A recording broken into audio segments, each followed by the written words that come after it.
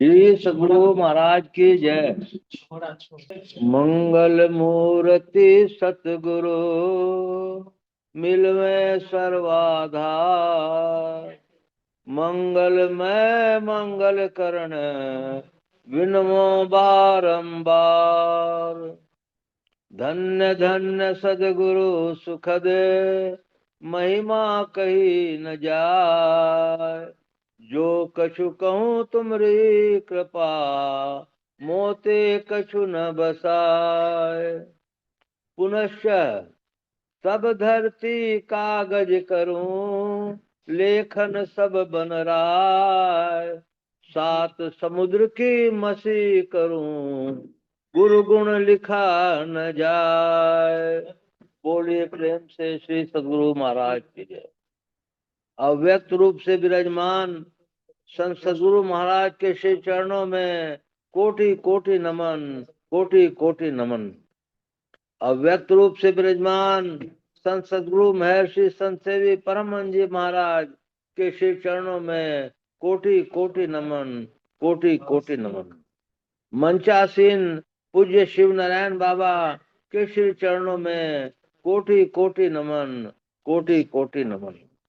उपस्थित अत्यंत भाग्यशाली सदात्माओं, आप सबको सहस्त्र सहस्त्र नमन, सहस्त्र सहस्त्र।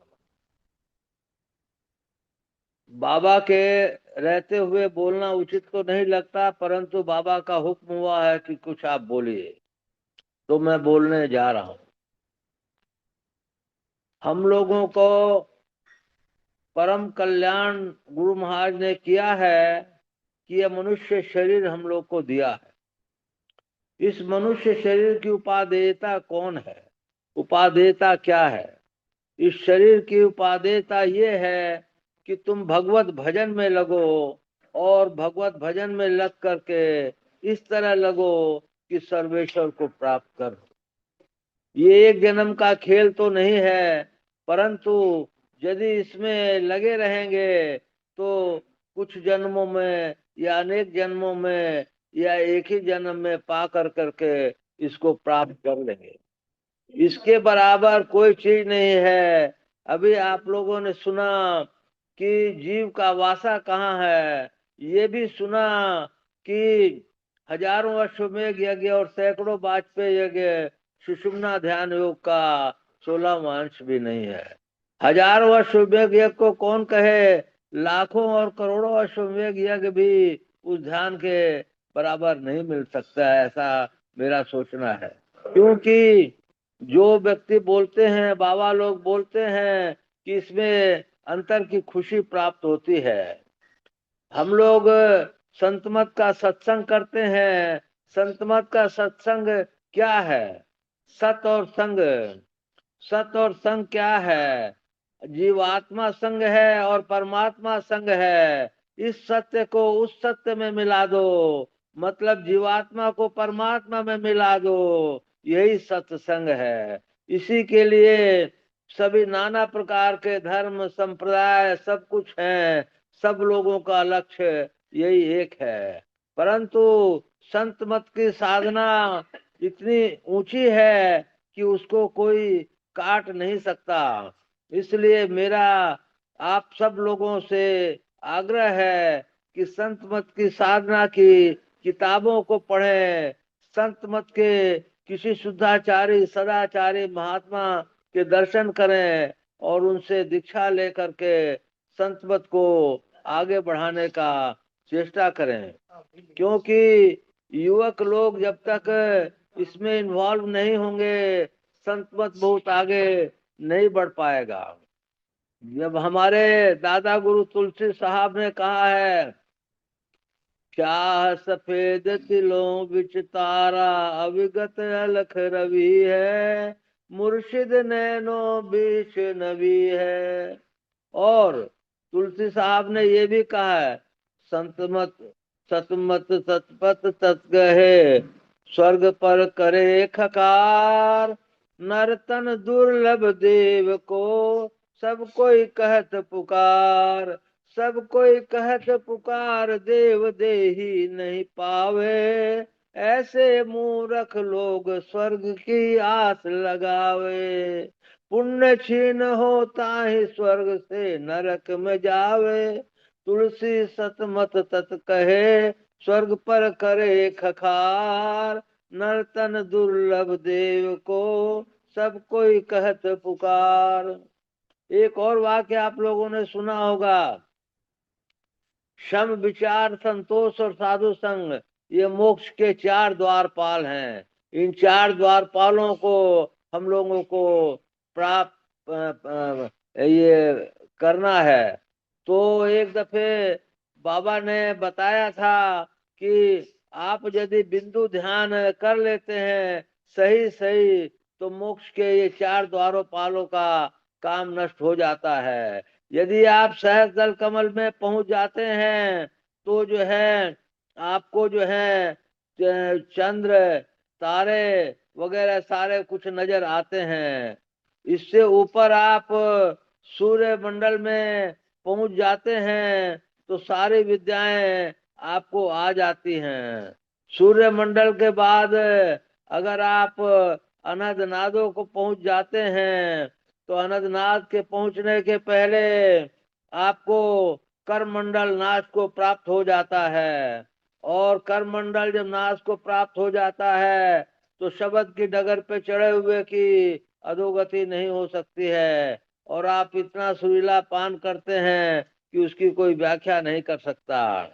अनंतनाथ पे चढ़ करके इसके बाद आप जो है अनाहत नाथ पे आ जाते हैं। और अनाहत नाथ ही सर्वश्रेष्ठ है कि यहीं से आप चाहे तो संत बने रह सकते हैं और चाहे तो परमात्मा में मिल सकते हैं। यही हम लोग का जीवन का उद्देश्य होना चाहिए। हम लोग को दुर्लभो विषय तागो दुर्लभम तत्व दर्शनम दुर्लभ सहजावस्था सदगुरु करना बिना। ये तो गुरु की कृपा के ऊपर निर्भर है कि हम लोग कहाँ तक पहुंच पाते हैं। लेकिन अपना प्रयत्न जरूर मजबूत होना चाहिए।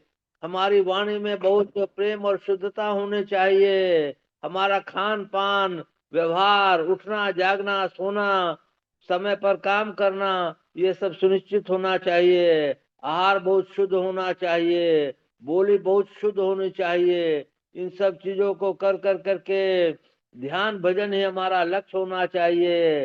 मन का तन काम में और मन राम में ऐसी स्थिति जिसकी बन जाती है वो बहुत ऊंचा फल प्राप्त करता है। अब आप पूज्य बाबा से सुनेंगे, उनका स्वास्थ्य अनुकूल बहुत ज्यादा नहीं है, इसलिए आप जो भी बोलेंगे उनसे ही सुनेंगे। श्री सद्गुरु महाराज की जय। मंगल मूर्ति सतगुरु मिलवै सर्वभाव। बाबा ने बोला ना मंगल उसकी तरफ कर देना आपको दोबारा वाले बाबा को बाबा को ऐसे ही रहता ना बाबा को ऐसे ही रहता बाबा को तरफ कर देना महिमा कही न जाए जो कछु कहूँ तुम्हारी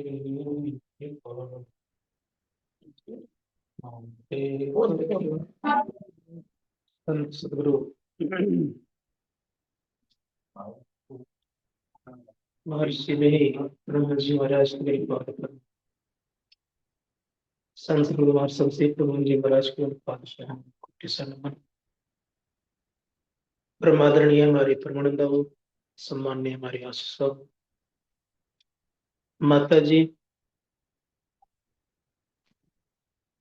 समस्त धर्म प्रेमी सज्जनों, माताओं,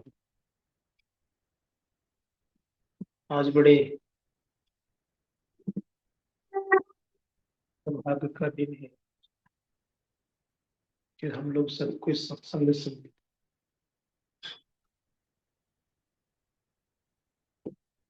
हम लोगों को पता है कि मोक्ष शब्द के संबंध में मोक्ष का मतलब होता है छुटकारा।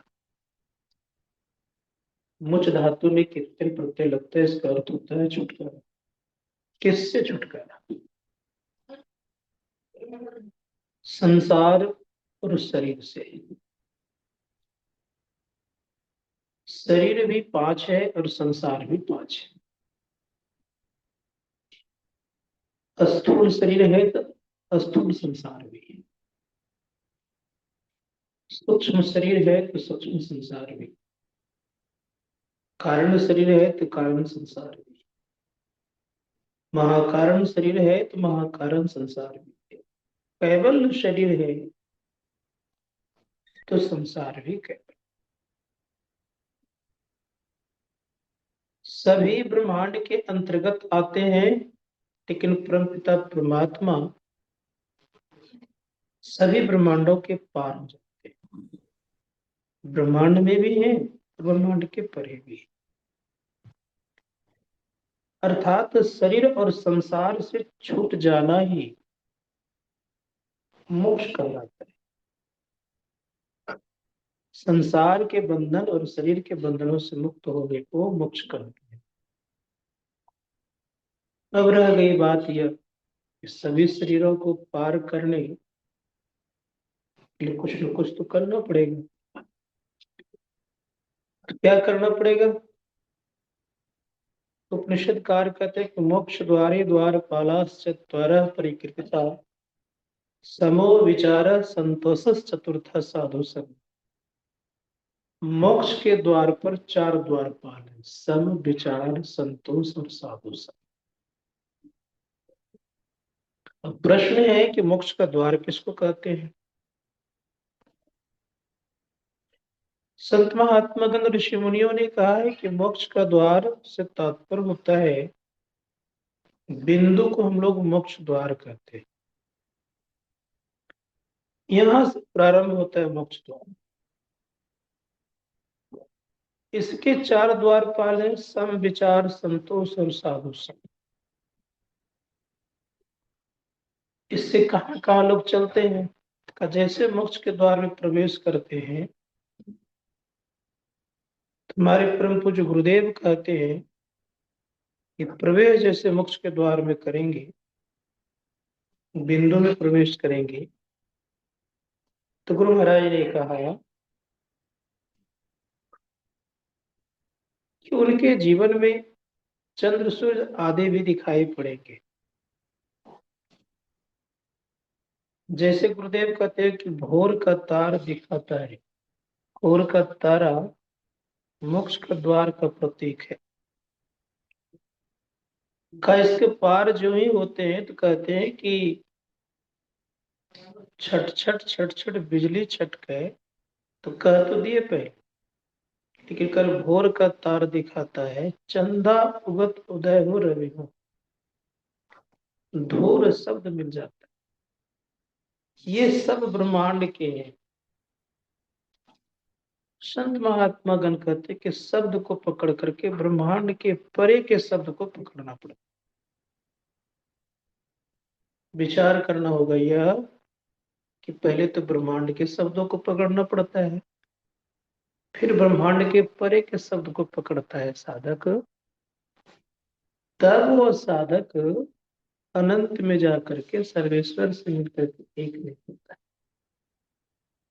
इसके लिए क्या करना चाहिए? तो कहा इसके लिए हम लोगों को सर्वप्रथम संसार में संयमित होकर के मनयोग पूर्वक अभ्यास करना चाहिए। किसका? ध्यान का। ध्यानाभ्यास करो सद सद ही चातक दृष्टि बनाए। दृष्टि कैसी होनी चाहिए? का चातक पक्षी की तरह। चातक पक्षी की तरह अगर दृष्टि हो जाए तो धर्म शास्त्रकार कहते हैं उनके लिए सारा कार्य सुलभ हो जाए। यहाँ तक कहा गया कि जिनकी जितनी दृष्टि सिमटती है वो उतना ही संसार में और परमार्थ में दोनों में आगे बढ़ते हैं। अर्जुन की दृष्टि बड़ी अच्छी सिमटी हुई थी, तो गांडीवधारी तो कहलाए, लेकिन तीनों लोकों में धनुर्धर उस तरह का कोई नहीं था। जिसका परिणाम ये हुआ कि उन्होंने महाभारत युद्ध को कुशलतापूर्वक जीत ली।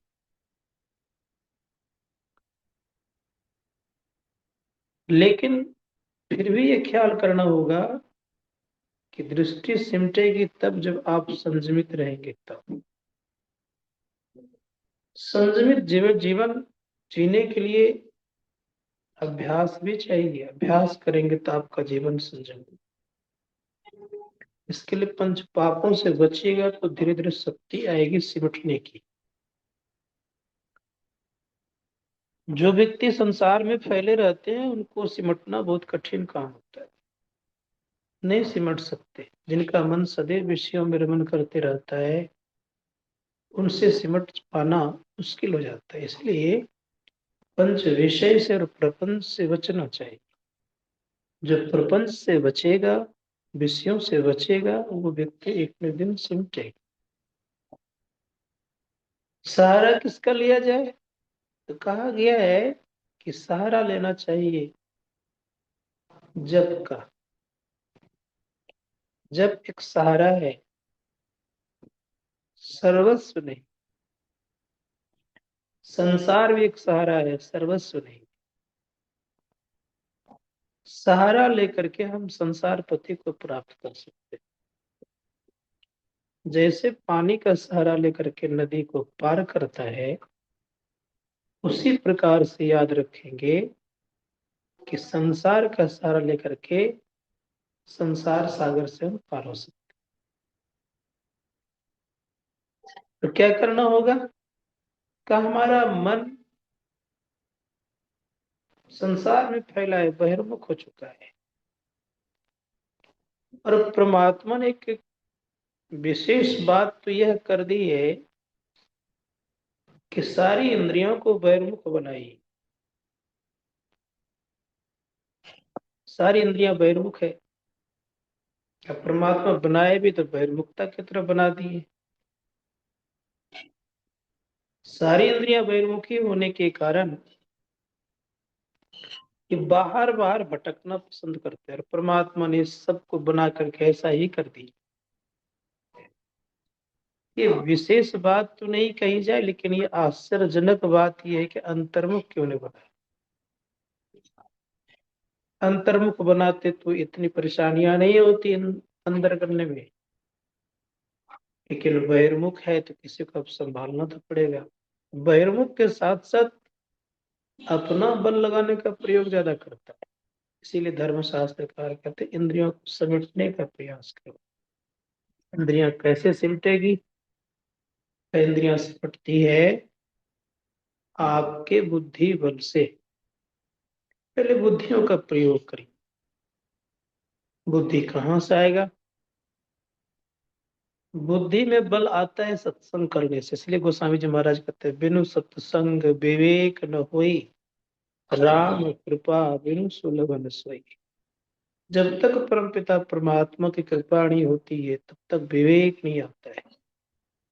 इसीलिए वेद भगवान भी कहते हैं कि बुद्धि योग करो।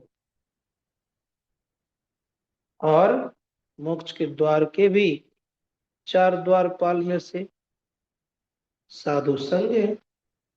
साधुओं का संग करो। साधुओं का संग करेंगे तो रंग लगेगा। रंग लगना चाहिए। ऐसा नहीं हो कि संग करें रंग ना लगे तो संग बेकार है। जैसे संत शिरोमणि गोस्वामी तुलसी जी महाराज कहते हैं, मन तो रमे संसार में तन है साधुन संग, तुलसी आए वियोग नहीं लागा हरिहर। मन संसार में रम जाए, साधुओं का संग हो तो रंग लगता नहीं। तो करना क्या होगा? तो करे कि रंग लगना चाहिए। तब क्या होगा? तो मोक्ष द्वार के एक द्वारपाल से आपका संग हो गया, तब धीरे धीरे और संग बढ़ते जाएगा। जैसे किसी का मित्र है और उस मित्र से अगर कोई दोस्ती कर लिए हैं, तब उनके जितने मित्र थे उनके दोस्त बन जाते। ठीक उसी प्रकार से मोक्ष के द्वारपाल के 4 जो द्वारपाल है, सर्वप्रथम अगर कहा जाए तो इनका मित्र है, ये सब इस सबसे दोस्ती करके रखा है, तो किन किन लोगों से किया है? का साधु संग जब करते हैं तो उनके अंदर में सम विचार संतोष आता है। इसीलिए ये तीनों अपने आप आ जाएंगे। साधुओं का संग अगर नहीं होगा, उनका अगर रंग नहीं लगा, तो फिर ये तीनों आने वाले नहीं। इसलिए धर्मशास्त्रकार कहते हैं संग कीजिए। कैसा संग? कहा है कि सत्संग करना मन तोड़, धर शरण संतन की। संतों का संग कस करके पकड़िए, मन को तोड़ दीजिए। तोड़ने से तात्पर्य क्या हो? मन जो हमारा यहाँ वहां फैला हुआ है, बिखरा हुआ है, किसी चीज को पकड़ा हुआ है, उससे हटा करके क्या करना होगा? तो उससे हटा करके निश्चित रूप से एक काम करें कि एक में लगाएं। गुरुदेव कहते जोड़ी जकड़ी सुखमन में बैठो गगन उड़ी जोरे। जोड़ जकड़ करके सुखमन में बैठने का, प्रवेश करने का प्रयास करना चाहिए। सुषमना कहाँ है? उसे मोक्ष के द्वार को सुषमना भी कहते हैं। का उसमें जो प्रवेश कर जाता है तो बहुत सुख मिलता है।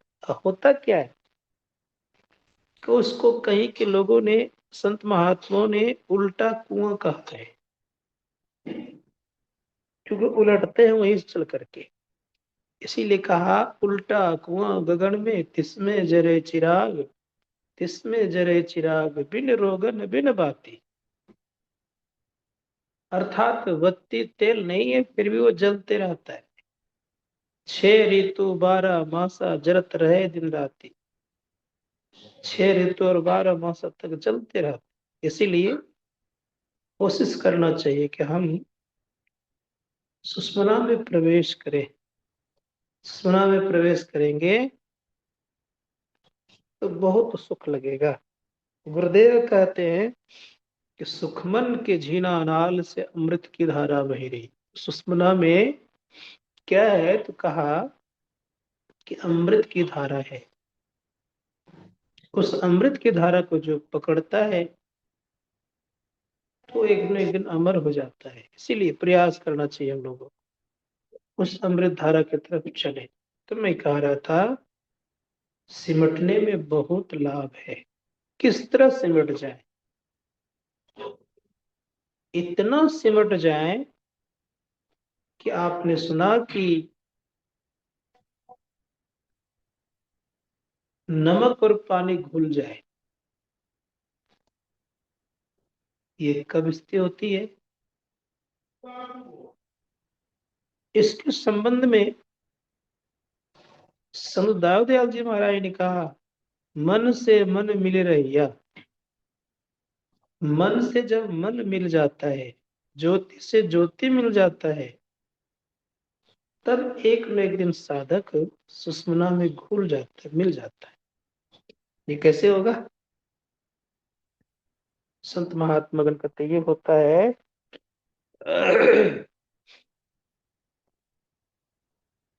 हमारा आपका मन बहिर्मुखी है, बाह्य जगत में दौड़ रहा है। इस मन का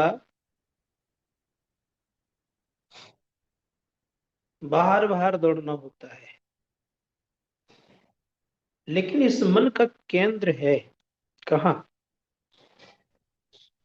का पिंडी मन का केंद्र ब्रह्मांडी मन। ब्रह्मांडी मन से तात्पर्य हो गया सूरत। गुरुदेव कहते सूरत नृत्य के पार में,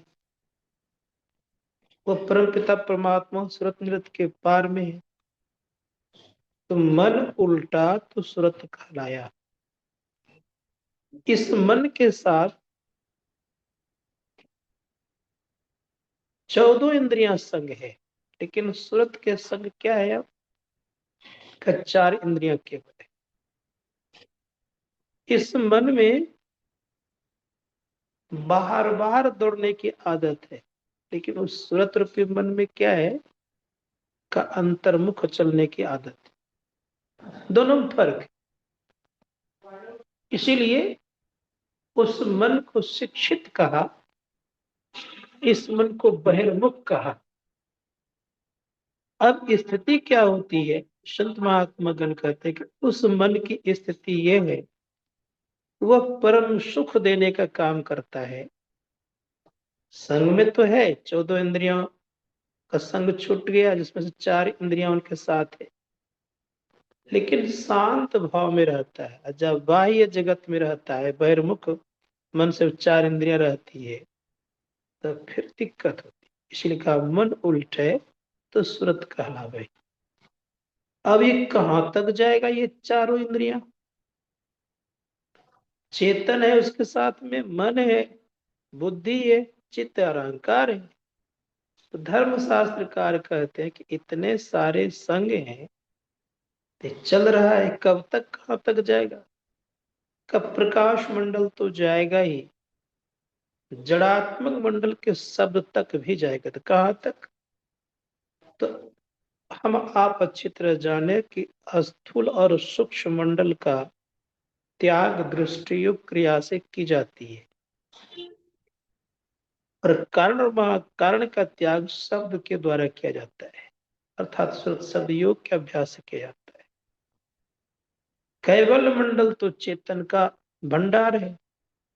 संतों ने कहा उस चेतन के भंडार में जब पहुंच जाता है, तो चेतन का भंडार का कनेक्शन परमपिता परमात्मा से, क्योंकि वो 5वां केंद्र है। तो गुरुदेव कहते पंचम बजय धुर घर से जहां आप विराजे, गुरु की कृपा से मैं ही तहां पहुंची गुजरा। ये पंचम केंद्र है, क्योंकि चेतन मंडल पर जो पहुंचता है वो तो अपना ज्ञान कर लेता है, परमात्मा ज्ञान कर लेता है। अपने ज्ञान होने पर, परमात्मा ज्ञान होने पर दुख नहीं रहता है, दुख दंड सब मिट जाते हैं। संत महात्मा गण कहते हैं कि दुख खत्म हो गया, अपना ज्ञान हो गया, परमात्मा ज्ञान हो गया, अब क्या रहा? तो उसके जीवन में कुछ रहा नहीं। लेकिन एक थोड़ा सा अंतर क्या है, एक झीना पर्दा है, झीना पर्दा को पार करता है, परमात्मा में एक में हो जाता है। तो मोक्ष के द्वार पर जो 4 द्वारपाल है, इसके पहले, अर्थात मोक्ष के द्वार पर जो 4 द्वारपाल है, इसके पहले हम लोगों को मन को समेट करके मोक्ष के द्वार तक पहुंचे। और मोक्ष के द्वार तक ये नहीं पहुंच पाएंगे तो फिर वो लोग सहयोग कैसे करेंगे? इसीलिए कहा गुरु की भक्ति साधु की सेवा बिनु नहीं कछु पाए। तो संत महात्मा गण कहते हैं साधुओं की सेवा हो, गुरु की भक्ति हो। और ये भी हम लोग अच्छी तरह जानते हैं, महर्षि ब्रह्मा जी महाराज कह दिए, गुरु की भक्ति और साधु की सेवा, इनके बिना हम कुछ नहीं पा सकते, लेकिन चाहिए गुरु कृपा। इसलिए गुरुदेव कहते हैं बिना गुरु की कृपा पाए नहीं जीवन उद्धार है। उद्धार अगर चाहते हैं तो गुरु कृपा चाहिए। तो उपनिषदकार भी यही कहते हैं दुर्लभो विषय त्यागो दुर्लभम तत्व दर्शनम दुर्लभा सहजावस्था सदगुरु करना बिना। जब तक सदगुरु की करुणा कृपा नहीं हो जाए, तब तक विषय त्याग दुर्लभ है, तत्व दर्शन दुर्लभ है, सहजावस्था दुर्लभ है। इसलिए दुर्लभ तत्व दर्शन क्यों है कि गुरु कृपा के बिना है। अगर गुरु कृपा हो जाए तो सब सुलभ, दुर्लभ नहीं, अब इजी हो जाएगा, आसान हो जाएगा। कि धर्मशास्त्रकार कहते हैं सबसे बड़ी आपने सेवा कर ली। क्या कर लिया आपने? अपने आप को जिस दिन जान ली। इसीलिए कहा know yourself, this is greatest service you can give to the world. अर्थात आपने क्या किया? सबसे बड़ी सेवा करके संसार को देने का काम किया। कौन सा काम किया आपने बड़ी सेवा में? अपने आप को जाना। इसलिए अपने आप को जानना चाहिए। संत महात्मा जो अपने आप को जानता है वो सभी दुखों से एक न एक दिन मुक्त हो जाता है, इसीलिए संत महात्मा बन गए। तब वो साधक समुद्र में मिल करके एक में एक हो जाएंगे। अब वो उसको कोई खोजेगा तो खोज नहीं सकता है, लेकिन अभी हम लोग को कोई खोजेगा तो खोज सकता है। कारण क्या है कि हम शरीर में हैं। स्थूल शरीर में तो दिख ही जाएंगे, सूक्ष्म शरीर में भी देखने वाला देख लेगा, कारण शरीर में भी देखने वाला देख लेगा। लेकिन याद रखिएगा, जब परमात्मा मिल जाएंगे तो जो परमात्मा को जानता है तो परमात्मा को ही जान लेगा, वहां अलग नहीं कर सकते। अभी हम लोग अंदर में अलगाव है, क्योंकि हम अंधकार में भी है, प्रकाश में, शब्द में, तीनों शरीर लिए हुए, तीनों आवरण हमारे अंदर में है। इन तीनों आवरणों से जिस दिन मुक्त हो जाएंगे उस दिन कोई भी शरीर हमारे पास नहीं रहेगा, और ना ही हम जीवात्मा कहलाएंगे। हम क्या कहलाएंगे? तो संत महात्मा को कहते परमात्मा होकर तो परमात्मा ही बन जाएंगे। इसीलिए इसकी बड़ी आवश्यकता है, इसके लिए अभ्यास है। परमात्मा ने एक विशेष चीज हम लोग को लगा दिया है, हरदम उनकी आवाज उठती रहती, सुनने वाला चाहिए। सांझ भोर दिन रैन कछु जाने नहीं, बाहर जड़वत रे अंतर चेतन। सांझ भोर दिन रैन हर वक्त आवाज होती रहती है, वो समाप्त नहीं होती है आवाज।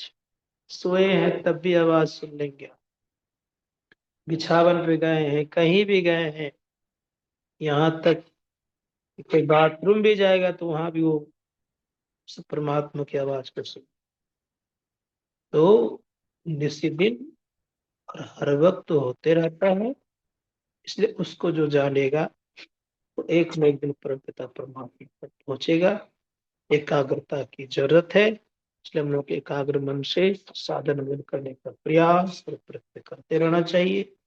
जितना एकाग्र होंगे, क्योंकि हरदम वो आवाज है, हर वक्त है। इसीलिए कहा आ रही है धुर घर सदा तेरे बुलाने के लिए। हम लोग को सदा बुलाने के लिए वो आ रहे हैं, उसको पकड़ने का प्रयास कीजिए। कैसी कैसी आवाजें?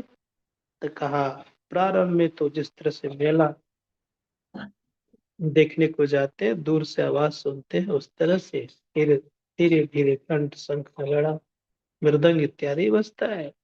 बहुत जोरों का झंकार होता है, झलक झांझ बजता है। लेकिन याद रखिएगा, कभी कभी मन उब जाएगा आपका, लेकिन सूरत जब उस तरह रमेगा तब नहीं। भारी भरकम भी आवाज भयंकर होता है, कभी कभी गर्जन भी होता है। इसलिए प्रयास कीजिए जीवन में कि हम उस शब्दों को सुने, और सुन करके उसमें से एक सार शब्द को पकड़ करके जो उस परम पिता परमात्मा तक पहुंचेगा, उनका परम कल्याण होगा। ये थोड़ा सेवन कहा, बोलिए प्रेम से श्री सद्गुरु महाराज।